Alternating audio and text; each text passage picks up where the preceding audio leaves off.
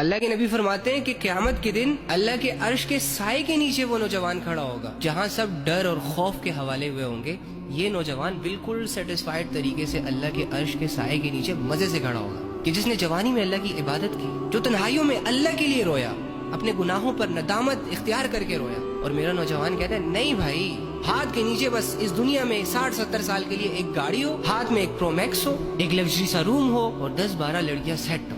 کہ جن کو ہم روزانہ یہ یقین دلائیں کہ میں تیرا ہوں, میں تیرا ہوں, میں تیرا ہوں, میں تیرا ہوں, اور یہ والی ایکٹیویٹیز پرفارم کر کے اپنے اوپر پراؤڈ فیل کرے کہ جی میں بہت کول ہوں, کہ جی میرا شمار تو الفا مینز میں آتا ہے. بس ایک عیاش سی زندگی ہو, ڈر نہ ہو, خوف نہ ہو, سوسائٹی کا پریشر نہ ہو, 30-40 سال کی زندگی صحیح سیٹ طریقے سے گزر جائے, بس یہ خواہش ہے اس کی. اللہ کے عرش کا سایہ وہ تو ہماری نظر میں کوئی ویلیو نہیں رکھتا نا, وہ تو ایک مذاق ہے نا, مرنے کے بعد تو کوئی زندگی نہیں ہے نا. وہ اللہ رب العزت جو کہہ رہے ہیں 50,000 سال کے برابر ایک دن ہوگا, یوں ہی کہہ رہے ہیں نا معاذ اللہ. کافروں کے سامنے جب اللہ کی بات آتی تھی تو پتہ ہے وہ کیا کہتے تھے؟ جب پیغمبر ڈس بلیورز کے سامنے آتے تھے نا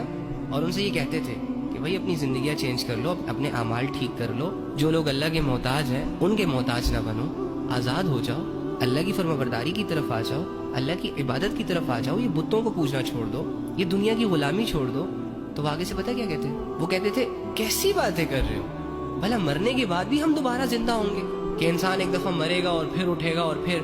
اس کا سامنا اللہ سے ہوگا. تو ان کو یقین ہی نہیں تھا کہ ہم نے کبھی اللہ کو فیس کرنا ہے,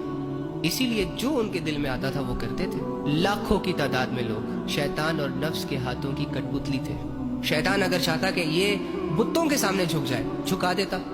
ان سے زنا کروایا جائے, کروا دیتا, ظلم کروایا جائے, کروا دیتا, اللہ سے غافل رکھا جائے, رکھ لیا جاتا. تو کیا آج یہ تمام سمٹمز تمہیں مسلمانوں میں نظر نہیں آ رہی؟ ٹھیک ہے مسلمان زبان سے کہتا ہے کہ مرنا ہے, مرنے کے بعد اللہ کی طرف جانا ہے, لیکن ان ساری چیزوں کو صرف نالج کی حد تک نہیں رکھنا تھا نا یار. اللہ رب العزت نے تو یہ تمام آیتیں اس لیے اتاری تھی تاکہ ہماری عقل روشن ہو جائے, ہمیں یہ غیب کی خبریں اس لیے بتائی تھی تاکہ ہم ڈر جائیں, تاکہ ہم اپنی زندگیاں چینج کر لیں, یہ چھوٹی چھوٹی لذتوں میں, چھوٹے چھوٹے گناہوں میں آخرت کے سودے نہ کر دیں. تو خدا کا واسطہ یار اپنی زندگیاں بدلو,